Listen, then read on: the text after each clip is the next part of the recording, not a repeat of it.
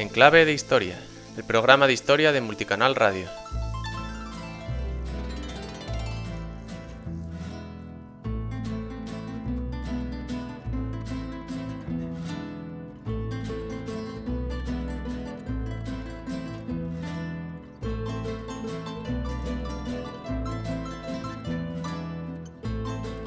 En el programa de hoy, el antiguo régimen, política y sociedad. Pues muy buenas tardes a todos. He querido que me invitaran al primer programa de historia que vamos a hacer, algo que yo tenía muchas ganas, porque, bueno, soy un experto como nuestros invitados vais a ver, pero soy un gran aficionado a la historia, ¿no? Yo creo que el que no le gusta la historia, pues no sabe nada, ¿no? Entonces, pues tenemos un programa nuevo que se llama En Clave de Historia. Este va a ser el primero donde contamos con, bueno, ya la conocéis de otros programas que la hemos entrevistado con Mari Carmen Cózar, que es un lujo tenerla con nosotros, la verdad. Ella, bueno, voy a ponerme las gafas porque realmente el currículum lo voy a intentar abreviar, si no. Bueno, es profesora en el Departamento de Economía General de la Universidad de Cádiz, de la UCO. Es especialista en historia económica y social y forma parte del grupo de investigación de estudios históricos de Esteban Butelú. ¿Lo he dicho bien, Mamen? Sí, muy bien. Butelú, vale. Y bueno, yo la he entrevistado alguna vez, sobre todo porque tiene unos libros que yo personalmente me encantan. Bueno, ella escribió una publicación sobre Ignacio Fernández de Castro y CIA, una empresa naviera gaditana. Otro libro que es La Horca del Atlántico, Pedro Martínez y su clan en la trata de esclavos. Este libro se lo recomiendo a todo el que pueda. Realmente, además, es bien ameno, o sea, bien documentado, pero bueno, Carmen escribe muy bien y bueno, aparte, 100 empresarios andaluces, Cádiz y el tráfico de esclavos, la vinatería andaluza entre los siglos, en fin. No voy a seguir mucho porque de verdad que No, ella tiene un currículum pues muy amplio, ¿no? Pero lo tenéis en internet, el que quieráis, si no, llamar, la vais a tener aquí todas las semanas, la podéis escribir y la podéis preguntar. Y luego, pues tenemos aparte una joven promesa de la historia, un historiador muy joven, pero muy válido, muy bueno, que le hemos invitado también porque realmente él es, bueno, pues ya lo veréis como es un gran experto también. Él hizo un máster, bueno, tiene el grado en Geografía e Historia, por supuesto, en la Universidad de La Rioja. Hizo el curso Erasmus en la Universidad Católica de Lublin, en Polonia. Es máster en Historia Contemporánea por la Universidad Autónoma de Madrid y máster de profesorado en Educación de Geografía e Historia en la Universidad Pública de Navarra. Como veis, una persona muy bien preparada y se nos ha ido Manuel. Bueno, pues como os digo, este es el primer programa al que sé que os vais a aficionar los sábados por la tarde y simplemente poner mucha atención porque además los invitados que va a haber son bueno, de categoría, ¿no? Empezando por el de hoy, que ahora os lo van a presentar. Carmen, buenos días, buenas tardes, perdón, buenas buenas tardes, tardes. buenas tardes. Ya dispuestos, os paso ya, te Sí, paso, ¿vale? muy Y bien, don José, ¿dispuesto también? sí. Por supuesto. Bueno, yo quería antes que nada agradecer a Enrique Ortiz, director de Multicanal Radio, por confiar en nosotros para hacer este programa de historia al que le hemos llamado En Clave de Historia. Quería decir que hoy tenemos como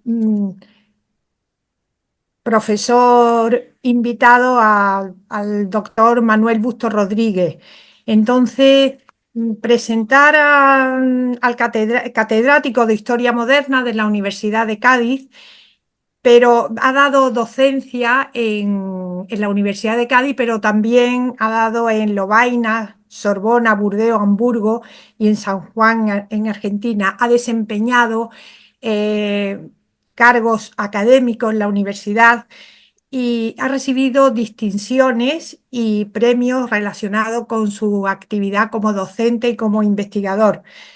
Es el gran especialista de historia moderna, es conocido en España y también tiene fama internacional.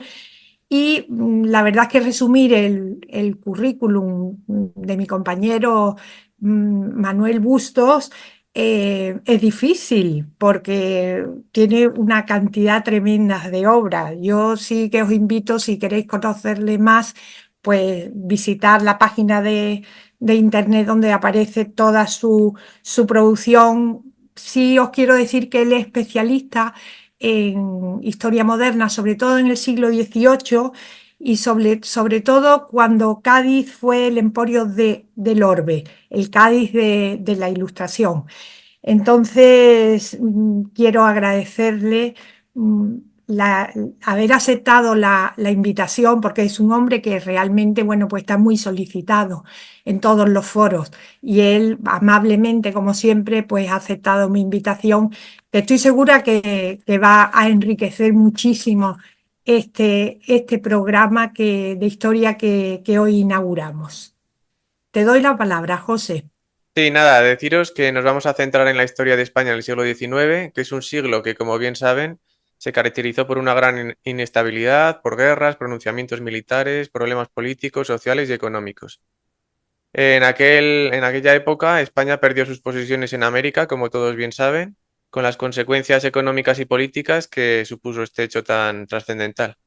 A lo largo de este siglo se fue abriendo paso el liberalismo, que a través de un proceso constitucional desmanteló la estructura política, social y económica basada en el antiguo régimen para dar lugar a un Estado liberal, como el que de hecho tenemos hoy en día, ¿verdad? Y nada, decir que todo este curso escolar, digamos, todo el programa va a venir marcado por las distintas constituciones que se fueron proclamando en dicho periodo, empezando por la de Cádiz de 1812, en la que nos vamos a centrar bastante. Veremos también el proceso de independencias en América Latina y terminaremos viendo también la Constitución de la Restauración de 1876, que va a ser bastante importante para todo lo que es el último cuarto del siglo XIX y que va a marcar también todo lo que es el primer tercio del siglo XX, ¿verdad? Muy bien. Pues lo que sí es cierto es que este programa nace con la pretensión de acercarnos a conocer el hecho histórico, el acontecimiento. Queremos contar lo que pasó en el pasado, queremos conocer las raíces de nuestra identidad, o lo que es lo mismo, conocer la historia de España. Queremos contar las luces, pero también las sombras de nuestro pasado más reciente. Queremos que la historia, en definitiva, nos sirva para aprender de los errores, pero también para aprender de nuestros aciertos. Contamos, ya lo he dicho, con historiadores de gran prestigio que nos van a ilustrar y nos van a ayudar a acercarnos a conocer el hecho histórico. En este caso, y ya pasamos entonces al tema, nos acompaña, como os he dicho antes, el catedrático de Historia Moderna, Manuel Bustos Rodríguez, con el que ya vamos a empezar a hablar con él. Muchas gracias, Carmen, por tu presentación y muchas gracias a la organización, que después de el buen rato que hemos estado con los medios tecnológicos, pues hemos conseguido por fin conectarnos. Muchas gracias. Bien, pues nosotros hemos pensado que nos hables del antiguo régimen, porque para conocer bien el siglo XIX, para conocer cómo el liberalismo va a penetrar a través de las constituciones, va a penetrar y va a desmontar todo lo que es la estructura política, económica y social del antiguo régimen, del periodo anterior, yo considero vital conocer qué era el antiguo régimen. ¿cuál es por qué se llama así antiguo régimen? ¿Cuál es la cronología? ¿Cuál es el origen del término? Esa es nuestra primera curiosidad. Te doy la Muy palabra. bien, pues sí, yo creo que esto va a enlazar estupendamente con lo que antes tu compañero ha dicho, ¿no? Sobre el siglo XIX, ¿no? Que suponía una ruptura con el antiguo régimen, la instauración del régimen liberal. Entonces, efectivamente, todo esto parte, por así decirlo, de lo que se llama la crisis del antiguo régimen, ¿no? Claro, vamos previamente pues a hablar un poco a los espectadores y a los oyentes de lo que es el antiguo régimen. El antiguo régimen es un término que hemos tomado los historiadores no hace mucho tiempo. Realmente es un término que surge fundamentalmente por la influencia de la historiografía francesa, que en España, sobre todo a través de la escuela de los Annales, pues tuvo mucha fuerza en las universidades y en los medios de investigación, sobre todo en el siglo pasado, a partir de los años 60 del siglo pasado. Bueno, hoy está ya, digamos, un poco más disuelta esta escuela de los Anales, que dio una playa de historiadores de gran importancia, de gran influencia, como he dicho antes, ¿no? Sus libros eran bueno, pues leídos pues, por toda la gente de mi generación y eso como libros de referencia en sus traducciones, aunque que la mayor parte de nosotros conocíamos el francés en esa época porque lo estudiamos en el bachillerato, no estudiamos el inglés, estudiamos el francés. El inglés es una cosa que ha venido después, sobrevenida y que se ha convertido, digamos, ha alcanzado un empoderamiento enorme, pero en esa época era el francés lo que estudiábamos, ¿no? Que consideramos que era la lengua culta, la lengua del país vecino, y por lo tanto, pues era. Bueno, entonces, Francia acuña el término de ancien régime, antiguo régimen, traducimos nosotros. ¿Por qué acuñan este término? Bueno, los franceses le dan una importancia, y es cierto, ¿no?, a la Revolución Francesa de 1789. La Revolución Francesa supone, digamos, un antes y un después, ¿no?, en la historia de Occidente, fundamentalmente. Hasta entonces había un sistema, también lo ha dicho tu compañero, un sistema, digamos, interrelacionado, una cosmovisión del mundo, de la sociedad, que era la dominante en prácticamente toda Europa, que también pasaría, digamos, a través de la expansión europea a las colonias, ese modelo, que a partir de 1789 va a irse progresivamente, digamos, pues disolviendo, ¿no? Va a tardar bastante tiempo, no es una cosa que con la Revolución Francesa pues desaparezca plenamente, sino que va a ser un proceso bastante largo, bastante largo. Si me apuras, la implantación del régimen liberal y el régimen democrático, pues bueno, hasta el siglo XX, yo diría que hasta después de la Segunda Guerra Mundial no se va a producir, ¿no? Y aún así tuvimos durante mucho tiempo pues las grandes dictaduras, ¿no? Sobre todo en este caso ya después de la guerra, pues las dictaduras comunistas, ¿no? De la zona de lo que se llama detrás del telón de acero, ¿no? Entonces, sí, va a tardar mucho tiempo en implantarse este sistema. ¿Por qué? Porque en el fondo, por parte de otras circunstancias, el antiguo régimen estaba muy asentado. Ya digo que era una cosmovisión, una visión de la vida, de la sociedad, etcétera, y no iba a desaparecer de la noche a la mañana.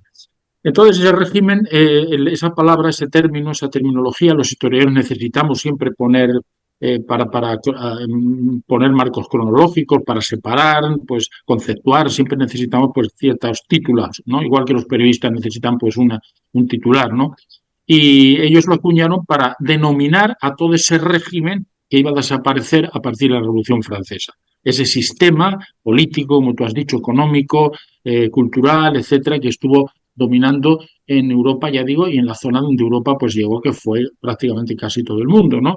Aunque ahí pues con los contactos con las culturas de eso pues no fuera tan fuerte como aquí, ¿no? Entonces, bueno, ¿qué cronología le podemos poner? Bueno, mira, en historia, como tú bien sabes, no se puede cortar la historia como si fuera un salchichón, ¿no? Es decir, hasta tal fecha, pues era una cosa, y luego después de esta fecha es otra diferente. No, no. Las cosas en todo, como en los seres humanos, pues van, en fin, gradualmente, como todo en la vida, ¿no? Y nada desaparece y nace otra cosa totalmente diferente, sino que siempre quedan resquicios o quedan más o menos fuertes de lo anterior, ¿no? Entonces, el antiguo régimen pues realmente ese sistema, ya digo que estuvo vigente en Europa tanto tiempo, ¿cuándo arranca? Arranca en, pues más o menos en un momento determinado de la Edad Media, no podemos fijarlo, quizá en los siglos XIV-XV es cuando empieza a formarse ya, digamos, este sistema, aunque es heredero todavía mucho de lo que era la Edad Media, ¿no? ¿Y cuándo termina? Pues termina, se pone, hemos elegido la fecha de 1789, para España sería pues casi el tiempo correspondiente a la Constitución de Cádiz, de la invasión napoleónica, pero son fechas ficticias que los Sí. historiadores hemos puesto pues porque tenemos que repartirnos, digamos, el marco cronológico de toda la historia de la humanidad, ¿no? Y entonces, bueno, para no pelearnos entre nosotros, y también porque es cierto que hay una serie de cambios importantes, ¿no? Pues hemos dividido la historia en antigua, media, moderna y contemporánea. Y los franceses, pues en antiguo y nuevo régimen, ¿no? Pero nosotros lo hemos tomado y ya se ha generalizado para denominar pues a lo que era la Europa fundamentalmente, ya digo, y sus proyecciones entre finales de la Edad Media y comienzos de la edad del siglo XIX, finales del XVIII. Esto es Mira, uno de los rasgos es del antiguo régimen es la instauración de las monarquías absolutas, donde el poder del rey concentra pues todo el poder ejecutivo, legislativo y judicial. Bueno, el referente, digamos, es el Luis XIV de Francia, ¿no? El Estado soy yo. Pero a mí me gustaría que nos dijera de dónde procede esa idea de considerar el poder del rey de origen divino. Bueno, tú sabes que nosotros somos una cultura de origen cristiano, ¿no? Tiene componente clásico y fundamentalmente cristianizado, luego posteriormente y desarrollado en el cristianismo. Esas son nuestras raíces. Ahora, por cierto, pues como todos sabemos, pues en una cierta crisis, porque Europa, pues como ha hecho como un reniego, ¿no? Por así decirlo, de ellas, ¿no? Pero somos una cultura, ya digo, de raíces cristianas. Luego el cristianismo ha influido en todos los niveles durante muchos años, muchos siglos, ¿no? Y que era el punto de referencia incluso para justificar o fundamentar pues muchas cosas, entre ellas también la política, la política. Entonces había un texto que se barajó mucho digamos, de esta cultura del antiguo régimen, que era el episodio de la presentación de Cristo a Poncio Pilato, ¿no? A Poncio Pilato en ese diálogo tan sustancioso que se tiene entre el pretor y Cristo, pues hay un momento en que le dice eh, ¿cuál es tu reino? No, más o menos dice, mi reino no es de este mundo, si mi reino fuera de este mundo, etcétera, etcétera. Toda esa conversación. Y dice, ¿sabes qué puedo hacer contigo, condenarte o no condenarte, ¿no? Estoy hablando un poco no en los términos justos, ¿no? Y entonces dice, ningún poder dice Cristo, te hubiera sido dado si no te hubiera venido del cielo de arriba. Dice, la traducción es de arriba, ¿no? Entonces se agarran un poco, digamos, a esa terminología, a ese párrafo para justificar el origen divino de la monarquía, de la monarquía. Ya digo, por esa cultura cristiana en que estamos insertos en esta época.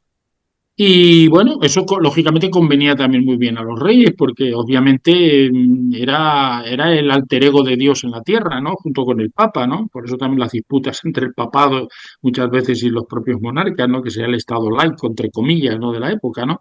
Precisamente porque claro, era una representación de Dios. Ya sabes que tú has hablado de Luis XIV, Luis XIV se le atribuían poderes taumatúrgicos, es decir, la gente acudía a Versalles, cuando se creó Versalles, a tocar el manto del rey porque pensaban que como divinidad que era en el fondo, el rey Sol, el Sol también representa la divinidad, ¿no? Pues podían quedar curados. Igual que a Cristo le tocaban el manto y todo eso, pues lo mismo.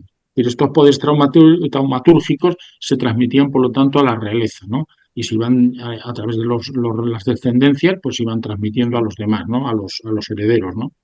Y bueno, pues a ellos les vino muy bien esto porque obviamente eso le daba una autoridad por encima de toda autoridad. Y lo explotaron más que los propios reyes, sus propios teóricos. Todos los reyes tienen, como los gobiernos tienen sus, digamos, sus amanuenses, quienes les hacen digamos, les justifican las cosas, les hacen los documentos, les dan, en fin, pues también los reyes tenían lo suyo. Entonces tenían sus teólogos, tenían digamos, sus teóricos que eran los que luego todo eso lo desarrollaban, ¿no? Y va a dar origen a una literatura sobre el origen divino de los reyes muy, muy fuerte, no muy grande, ¿no? Ahora bien, tenemos que darnos cuenta de una cosa. Esto no significaba, frente a lo que se cree, porque claro, llamar absoluto, que es un término muy discutido entre los historiadores, la palabra absoluto, porque claro, eso indica absoluto, es decir, todo, tenía todos los poderes. Tú mismo has dicho el poder judicial, el poder ejecutivo, el poder legislativo. Bueno, pero esto es relativo, ¿eh? Las cosas no son tan esquemáticas. El poder del rey también tiene sus limitaciones. Tiene sus limitaciones. ¿Por qué tiene sus limitaciones? Porque a diferencia de lo que pasa hoy, tenían a alguien por encima de ellos, que era Dios, que era Dios. Y Dios, digamos, a través de la Iglesia, pues había, o de las iglesias, pues había dado unas normas morales, unas normas éticas, que los reyes no podían sobrepasar. Luego tenían una limitación, digamos, no solamente en la ley natural, que también se aceptaba como tal, conectada con la ley divina. Ellos no podían hacer cualquier cosa, quiero decir con esto. No eran tiranos en el sentido de que podían disponer de la vida y de la hacienda de todos sus súbditos, en absoluto, ¿no? Y luego tenían unos contrapesos. Y estos contrapesos estaban muy desarrollados en el antiguo régimen, era por un lado las corporaciones, la nobleza, que era muy poderosa y en algunos momentos pondrá en jaque a los reyes. Recordemos, por ejemplo, los momentos, digamos, de inicio del reinado de los reyes católicos. Mira que los reyes católicos eran fuertes en cuanto a poder, ¿no? Pero sin embargo estuvieron muy en jaque durante el inicio por las grandes familias nobiliarias, ¿no? Las corporaciones igual, la iglesia era otro poder. Y luego existían parlamentos. No pensemos que el Parlamento es una creación del liberalismo. Los parlamentos existían, lo que pasa es que el régimen liberal lo que hace es que les da otros contenidos, les amplía los poderes, etcétera. Pero los parlamentos existían. ¿eh? A veces no se llamaban parlamentos, tenían nombres distintos según la zona. Por ejemplo, en Alemania se llamaban la Dieta. ¿eh? En el caso de Rusia, que mantienen todavía esta nomenclatura, se llama la Duma. Y en el caso de España eran las Cortes. Y en el caso de Francia era el Parlement, es decir, los parlamentos también. ¿eh? Y de allí había una representación, digamos, de esos estamentos, digamos aquí, a veces esas corporaciones también, que de alguna forma intervenían pues, en el tema de impuestos, intervenían en el tema legal, y es verdad que limitadamente, ¿no? Y a veces apoyando a la propia monarquía, ¿no? Pero intervenían, tenían ese poder, esa capacidad. ¿eh? Y esto lo ejercieron, ese poder lo ejercieron. Y por lo tanto los reyes tenían que, de vez en cuando, tenían que convocar a las cortes, a los parlamentos, a la Duma, lo que fuera, para tomar ciertas decisiones, sobre todo cuando afectaban a impuestos, donde la gente era muy sensible al tema de impuestos, ¿no? Sobre todo los estamentos, ¿no? Sobre todo, bueno, el clero y la nobleza, pues para que no les subieran los impuestos, o no, perdón, no les pusieran impuestos, los de las ciudades y eso, pues para que no se los subieran, porque ellos sí tenían que pagar, etcétera, ¿no? Luego, no pensemos, cuando hablamos de la palabra absoluto, pues tenemos que tomarla con esa cautela, ¿no? Yo se lo digo muchas veces a los alumnos, digo, cuando hablamos de absolutismo, no penséis en el término propiamente dicho de absoluto, de lo que significa absoluto. Es un absolutismo, pero con un poder mitigado, ¿eh? Aunque ellos intenten justificarlo, en el caso de los reyes, con el derecho divino. Pensemos que no todo eran monarquías en el antiguo régimen, que había también repúblicas. Repúblicas, es verdad que eran repúblicas aristocráticas, repúblicas no lo que tenemos un régimen republicano, pero donde estaban representadas las grandes oligarquías, digamos, del país, de la zona, ¿no? Y entonces ahí ya no, ese origen del poder divino ya no aparecía como tal, porque ya era una representación, digamos, de los poderes de las fuerzas vivas, digamos, que componían ese Estado, ¿no? Recordemos la República de Génova, la República de Venecia, recordemos la teocracia, que era Ginebra, sobre todo durante la época de Calvino, ¿no? Es decir, que esas repúblicas tenían también, digamos, sus medios para controlar de alguna forma el poder del rey. Y no todos los absolutismos eran iguales, además. Ya digo, he hablado de Ginebra, donde era una auténtica teocracia. Inglaterra, curiosamente, siendo un régimen parlamentario, pensemos que a partir de la reforma que hace Enrique VIII, ¿qué es lo que ocurre? ¿Quién es la cabeza visible de la reina de Inglaterra? ¿La reina o el rey? La reina o el rey. Luego es la cabeza visible, luego están unidos, están en una especie de estado teocrático en cierta manera, ¿no? Ahí no le viene el poder del divino, pero también en el fondo hay una fusión, un elemento, un componente de unión entre la monarquía y, digamos, la divinidad a través de la iglesia, en este caso la iglesia anglicana.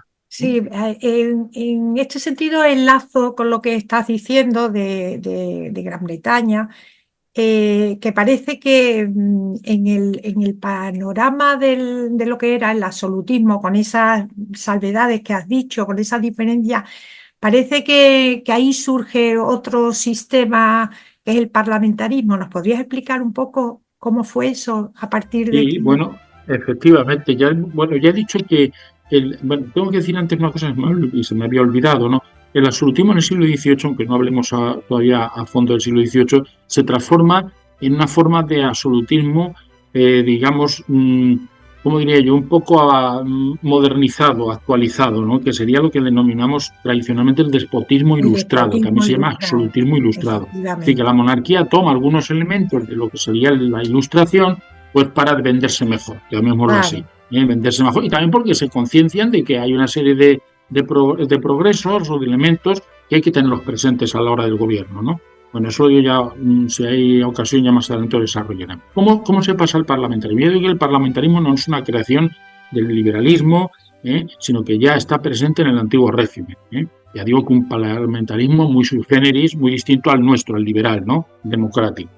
Entonces, ya he dicho que existían, pues eso, en muchos países, en muchos reinos, existían esos parlamentos. En el caso de España es uno digamos, de los parlamentarismos más antiguos.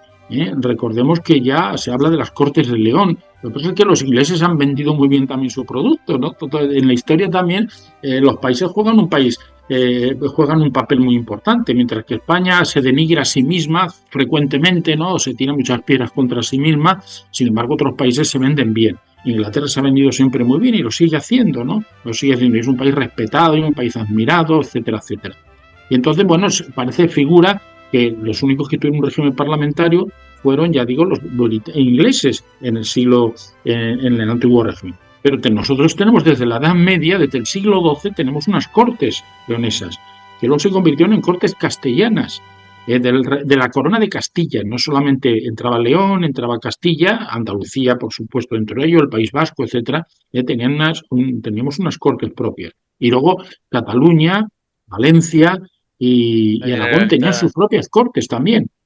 O sea que bueno, ¿qué pasa? Las que van a sufrir más, digamos, el parlamentarismo que más va a sufrir en España va a ser precisamente el castellano, que va a ser derrotado, por así decirlo, ¿eh? En las comunidades de Castilla, en los años 20 del siglo XVI, con la llegada de Carlos V, ¿no? En el caso de Inglaterra, sin embargo, hay una continuidad desde el siglo XIII, que es cuando como diríamos, se crea, se promulga la Carta Magna, que digamos es el arranque, por así decirlo, de todo el parlamentarismo inglés, lo que luego va a ser el británico, obviamente.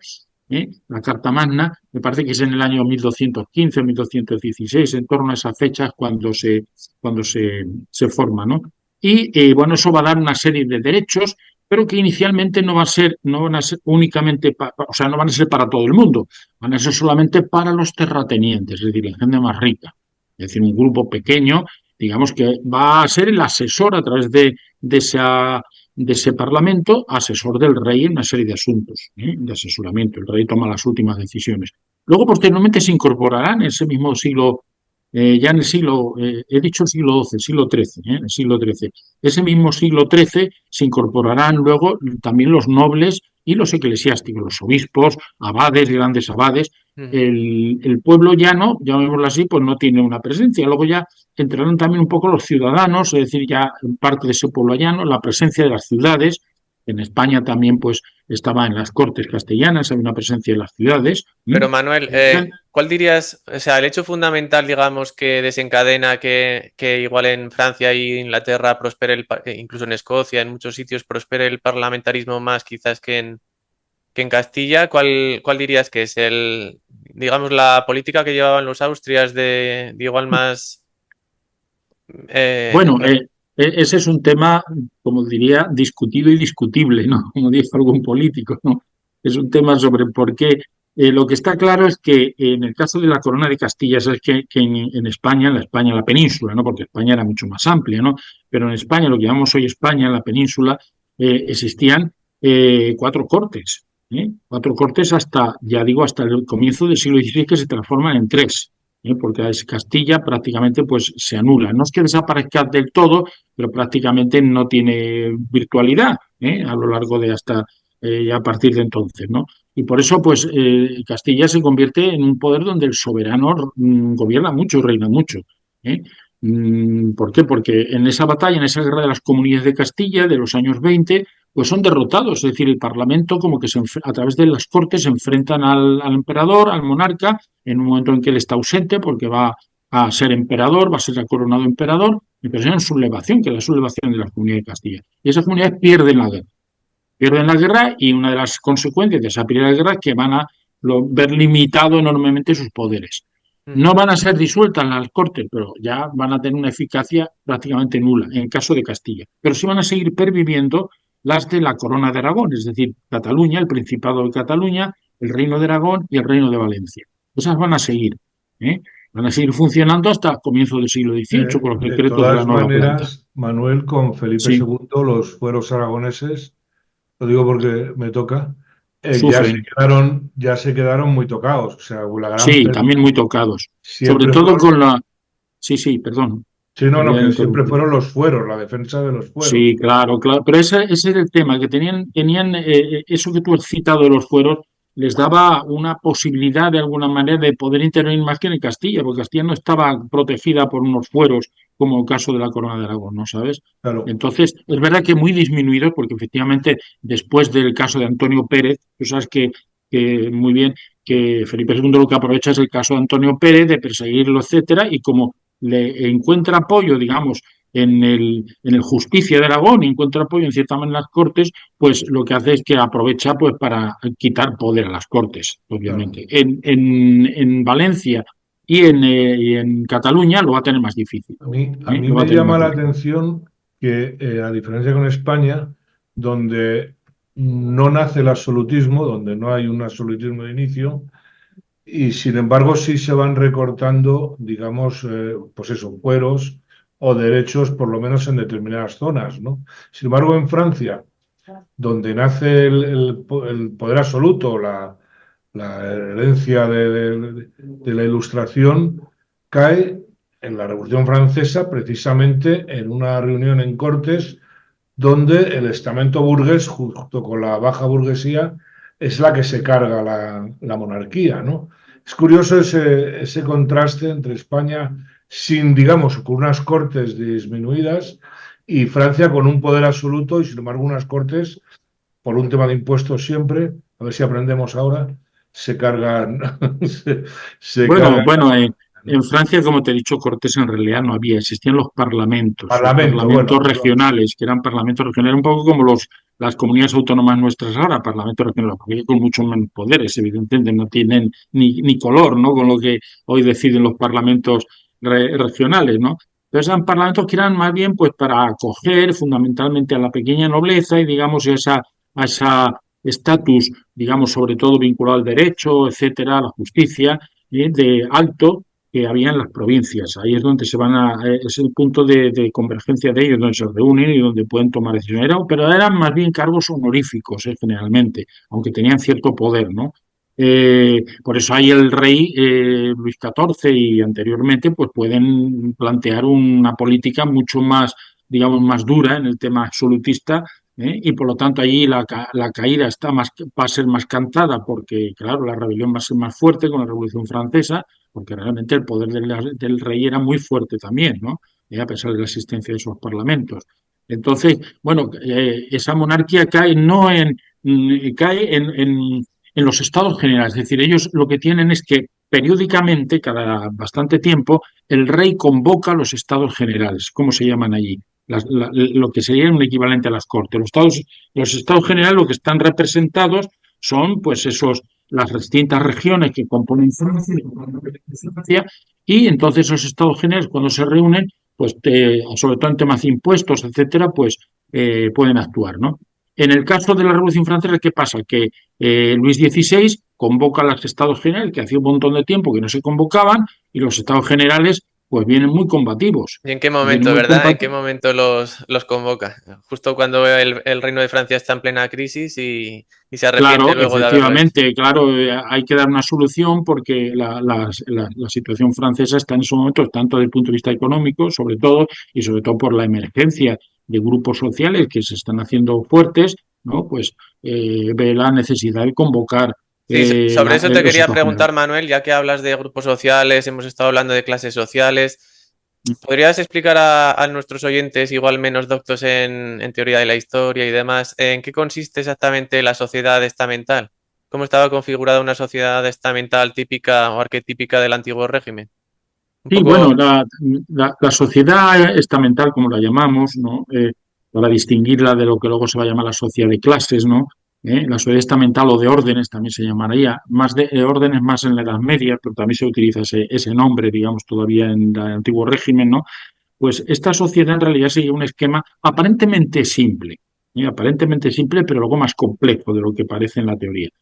En la teoría, es decir, el sistema pues estaba basado fundamentalmente piramidal, en el que la cúspide, bueno, estaba el monarca, obviamente, y luego estaba la nobleza, el clero, el alto clero, no creamos que todo el clero era igual, sino que... Y luego estaba, digamos, el tercer estado, que se va a llamar en la época de la Revolución Francesa, el común, como se va a llamar aquí en España, el común, a mí me gusta esa palabra más, ¿no? Donde estaba, era un batiburrillo, era un cajón desastre, donde estaban allí desde los ricos comerciantes, que no eran nobles ni eran eclesiásticos, y estaban los campesinos más bajos, es decir, los jornaleros, todos metidos en el mismo saco, ¿no?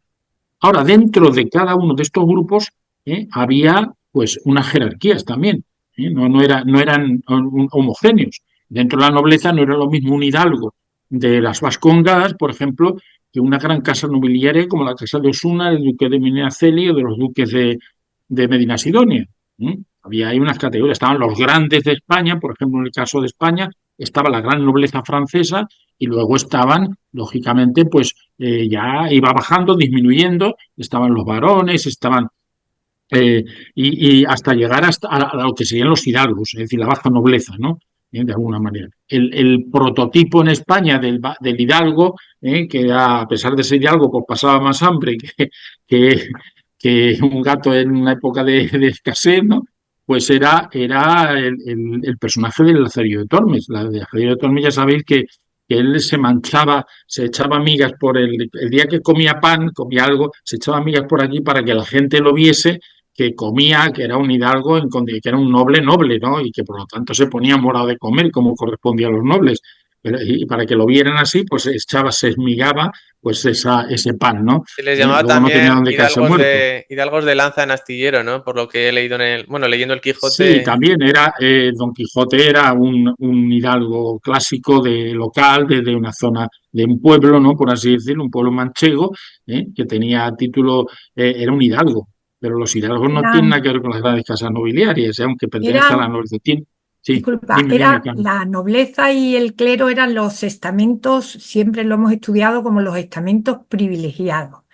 Y dentro Sí, del eso es, clero, sí que siempre se hace la distinción entre clero secular y clero regular. claro, claro. Que Y sigue siempre, haciéndose sí, hoy hoy día, día, es pero decir, cuando explica esto a los claro, alumnos, se quedan que no saben muy bien lo que es el clero regular, el que sí, está regido, pues son las órdenes, ¿no? Que están claro, las viene de órdenes religiosas regla, que que están tienen sometidos a la reglas, regla de su efectivamente. orden. Entonces son estamentos privilegiados que siempre hemos estudiado, que son los que tienen todo el poder económico en forma de la posesión de la tierra. A mí me concentraron una cantidad de poder. ¿Me podrías decir un poco sobre esto? ¿Cómo concentraron? Me gustaría también que nos hablaras de la institución del mayorazgo, realmente, porque he leído un poco crítica de si esta institución del mayorazgo realmente existió, si fue efectiva. ¿Nos podías decir algo de eso? Y bueno, vamos a ver, el clero le pasa igual que a la nobleza, es decir, el clero hay unas diferencias entre ellos muy, muy fuertes. Es decir, el clero como instituto es verdad que estaba reconocido con una serie de privilegios, porque eran, digamos, los servidores de la iglesia, eran, digamos, los mediadores entre Dios y los hombres, eran hoy llamaríamos evangelizadores, es decir, los que tenían en su mano pues algo que era fundamental en la época, que eran los sacramentos, el sacramento del matrimonio, del bautismo, de la confirmación, etcétera, o de la, como se llamaba antes, hoy se llama el de la muerte, ¿cómo se llama? Bueno, cuando estabas ya a punto de la extremunción, La ¿no? El extremación. sacramento de la extremunción, ¿no? Entonces, bueno, eso efectivamente les confería un poder, una influencia grande. Pero luego en el aspecto económico, pues había unas variedades y en cuanto al influjo social, incluso también unas variedades enormes. No era lo mismo un cura rural, y los había montones, curas rurales, ¿no? Que por ejemplo los grandes abades o los grandes, los obispos, los arzobispos, los cardenales. Eso era otro mundo totalmente diferente, ¿no? Eran aquellos que, bueno, vivían en el palacio obispal o arzobispal, se codeaban con el rey, tenían títulos nobiliarios, pero los pobres curas de pueblo, pues nada, e incluso dentro de las ciudades, pues había curas, en fin, que pertenecían pues a un estamento, eran de extracción baja, no como los clérigos del alto clero, que muchos eran de extracción pues nobiliaria, ¿eh? Y por lo tanto ya digo que hay unas diferencias. Y el clero secular no tenía tierras, a no ser que las tuviera de familia, ¿no? Pero no era, digamos, no acaparaba tierras que le fueran donadas, como pasa en el caso del clero regular. El clero regular sí, porque eran Por monasterios, donaciones, eran, claro, herencias. y fundamentalmente, aunque vivían también en las ciudades, pero también estaban en el medio rural. Y en tanto en las ciudades como en el medio rural, pues acaparaban muchas veces por donaciones, generalmente, por donaciones que se iban acumulando, porque ellos no podían no tenían hijos, entonces no podían heredar, entonces eso se iba acumulando en la orden. Entonces llegó un momento en que la orden pues a veces tenía muchísimas tierras, o tenía muchas casas. Y eso es lo que va a hacer, va a producirse ese fenómeno de la acumulación de tierras, que algunos lo va a convertir, en número escaso, ¿no? Pero algunos va a convertir en terratenientes realmente, es decir, propietarios de tierras. Pero ya digo que el poder del clero no estaba tanto ahí como en lo otro que he citado anteriormente, ¿no? De alguna manera, ¿no? Y bien, bueno, pues no sé si me habías preguntado otra cosa después Sí, de lo Y ahora, de... te comentaba que toda esta concentración, a mí me gustaría puntualizar esta propiedad de la tierra estaba Lo vinculada a del la mayorazgo me habías tierra, planteado, lo del sí, mayorazgo. pero que me gustaría puntualizar que está vinculada por ley, por ley. Esas son unas tierras que están vinculadas a la Claro, estaban propiedad, amortizadas, amortizadas. amortizadas, Eran tierras, por efectivamente. eso luego hablamos de la desamortización en el siglo Claro, XIX, efectivamente, para que es que todas esas entender, propiedades, esos ahí va, bienes de la Iglesia, no solamente tierras, sino también casas, etcétera, están van, amortizadas, van claro, a desvincularlas, porque estaban claro, vinculadas. por ley, es por ley, Al sí, ser vínculos no podían venderse ni venderse. podían Sí. heredarse, eran propiedad Efectivamente. de la comunidad, por así decirlo, ¿no? Es importante luego para entender lo Claro. que fue la desamortización. Lo que te Claro, es lo fundamental que, porque si no, no se sí, entiende que la claro, desamortización de Mendizábal, sobre todo, de Madoz, menos, claro, ¿no? Pues son desamortizaciones que van a afectar fundamentalmente a los bienes, a las propiedades de la Iglesia, ¿eh? sí. Incluso a monasterios, ¿eh? O sea que hay monasterios No, que se y vacían debido a la profesor, y desamortización. y Sí, las comunales, porque siempre cuando se habla de la desamortización, yo siempre hizo más daño claro, las tierras comunales y de los pueblos, los ejidos y todas esas, sí, casi la iglesia, claro que salió perjudicada, pero salió perjudicado, digamos, el pueblo, el común, como se decía, claro, ¿no? claro. Esas fueron compradas en la desamortización, fueron compradas en muchas ocasiones pues por esa burguesía adinerada que había, que de esa forma pudo tener acceso a la tierra, convertirse en propietarios de la tierra y a veces las noblezas medianas o bajas para aumentar, digamos, su patrimonio. Ellos también se beneficiaron de esas tierras comunales, como tú bien dices, ¿no? Que eran tierras de uso común. Claro, eso incrementó en muchos casos también pues el número de campesinos proletarios, es decir, campesinos que se quedaron sin Claro. tierras, de depauperados, tierras ¿no? las tierras del común que ellas trabajaban y a cambio de eso pues recibían pues leña, recibían pasto para sus ganados, lo cual les permitía tener pues a lo mejor unas vacas, tener unos caballos, lo que sea. Todo eso pues muchos de ellos fueron perjudicados ciertamente, ¿no? A Centrándonos mí en me llama. en el tema, perdonad un momento, en el tema del antiguo régimen, la pregunta Mm. que yo le hacía a Manuel era la existencia del mayorazgo, por el cual Sí, sí, institución el por la que mayorazgo heredaba el hijo mayor.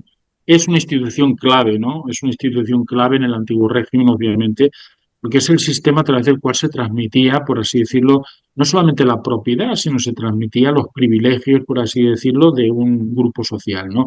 Es decir, no se entendía, aunque lo sabía, ya digo, he dicho el caso del Hidalgo del Lazarillo de Tormes, es decir, no se entendía un noble, por ejemplo, que no tuviera propiedades, ¿no? Ujú. Entonces, pero luego también estaba el linaje, estaba la pertenencia a una familia determinada, que eso es muy importante. Hoy no nos damos cuenta de la importancia que eso tenía en esta época, y no solamente para la nobleza, en general para todo el mundo, es decir, la pertenencia a una determinada familia que por lo tanto obligaba a conservar la honra de esa familia, porque había alcanzado un nombre, había alcanzado un título y había que mantenerlo, y tenían que mantenerse económicamente, porque por muchos títulos que tú tuvieras o mucho reconocimiento honorífico, si no tenías algo que lo sostuviera, pues al final te convertías en un pobretón y te, digamos, deshonraba, porque tenías que terminar pidiendo limosna o pidiendo ayuda pues a otras instituciones benéficas, ¿no?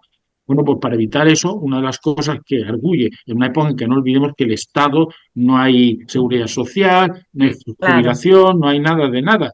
Entonces, o la familia provee para que sus descendientes tengan una seguridad y se mantenga, digamos, el linaje, en la honra de esa familia, o se quedan en la pobreza. Y Mm. no digamos las mujeres también, ¿no? Entonces, ¿qué es Manuel, lo que se hace? Bueno, sí, el régimen, sí, me decíais, el sí, régimen del mayorazgo lo que hace es preservar eso, es decir, Preservarlo. solamente puede heredar, o sea, el mayorazgo se concentra Hijo fundamentalmente en mayor. el hermano mayor, de viene el nombre de mayor, en el primogénito, para Y que él los sea el otros cabeza de la hijos se van familia. a la iglesia o al ejército, ¿no? Depende de los sistemas. El sistema Ya, de herencia varía de unos lugares a otros. Ahí es muy variado. Aquí ya. mismo en España tenemos varios sistemas de herencia. El Manuel, castellano hablando es el que... del tema de la Sí, beneficencia que ha salido, que es que ya se nos empieza a echar el tiempo encima, ya sí. siento cortarte. ¿Podrías explicarnos un poco qué tipo de roles y funciones que actualmente tienen el Estado del Bienestar en el caso de Europa? ¿Qué tipo de roles o funciones podía tener en el siglo XVIII, por no irnos más atrás en el tiempo, la Iglesia Católica en España? ¿Qué Bueno, funciones? muchos obviamente porque la Iglesia cumplió un papel, digamos, de asistencia social en todos los niveles enorme, enorme. Dados cuenta que, como he dicho, aunque había también organizaciones laicas que también tenían, llamémoslo así, aunque esto del concepto laico y eclesiástico es muy, o religioso es muy difícil de establecer en esta época, ¿no? Pero digamos que la Iglesia, pues atendía, vamos a empezar por lo más liviano, atendía a los peregrinos, ¿eh? Las peregrinaciones eran muy importantes, atendía a los hospitales. ¿Mm? Hasta yo he conocido todavía, y las personas que tenemos cierta edad, pues hemos conocido los hospitales atendidos por las monjas, que eran las enfermeras. Eran las enfermeras. Yo, por ejemplo, que estuve en el hospital de Maudes, donde me operaron hace, mi padre era militar, entonces el hospital de Maudes era militar, y siendo militar, la atención la hacían las monjas. La atención la hacían Hospital de las San monjas. Carlos de... Entonces, en San Carlos igual. Mi madre estuvo también en San Carlos, en San Fernando, y también la atendieron las monjas, ¿no? Entonces se escapaban de las viudas, aunque también había, ya digo, una participación de laica e inversores en ese tipo de obras, pero la Iglesia tenía un protagonismo fundamental, ¿no? Y bueno, la atención a los pobres, que era una atención sostenida o puntual también, eso también correspondía a la Iglesia.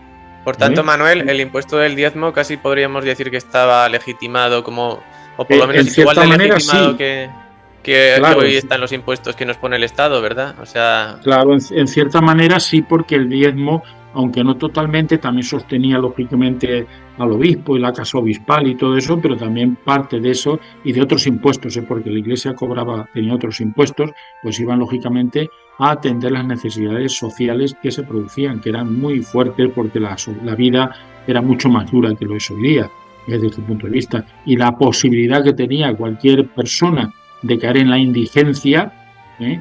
O por enfermedad o por lo que fuera, pues era muy grande, mucho más grande que hoy día. Hoy tú caes enfermo y bueno, pues tienes un seguro, tienes un apoyo del Estado, pero antes el caer un enfermo, o una mujer que se quedaba viuda. ¿Qué hace una mujer que se queda viuda? Las mujeres no trabajaban generalmente, no todas, pues no trabajaban como hoy día fuera de casa, trabajaban en la casa, pero eso no generaba dinero, entonces había que mantenerse.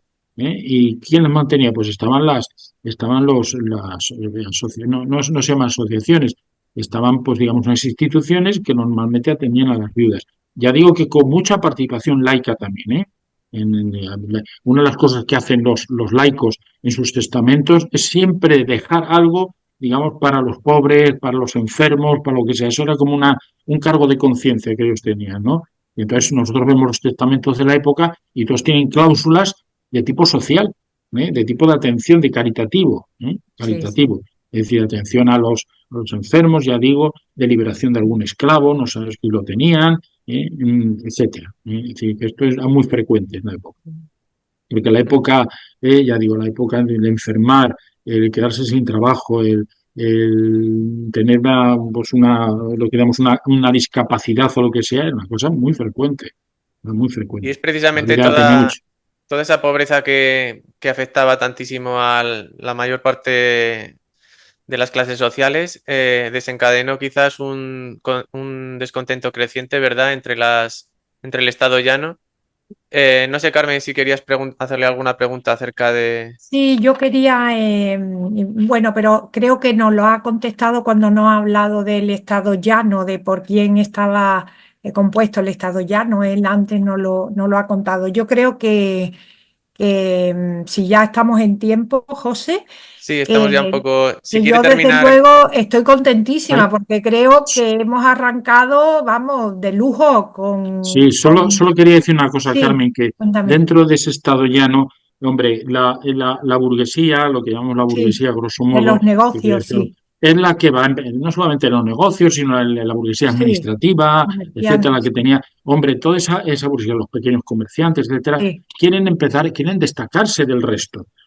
Por eso van a crear sus propias instituciones, van a aspirar a ser nobles. Ellos lo que no quieren es que estar en ese campo del batiburrillo donde sí, está el sí. campesino, donde Van a está el imitar a criado, la donde está todo. nobleza, van a ir Claro, y imitando a eso la es un nobleza. fenómeno de ascenso social, que en Sí, el sí, 18 va a encontrar un cauce muy importante, porque en el 18 con la Ilustración se va a empezar a valorar el trabajo como un valor articulador de la promoción social, sí, el trabajo personal, el conocimiento que se tenga, cosa que antes no se valoraba tanto. ¿No? O sí. sea, ahora, antes no bastaba con tener dinero.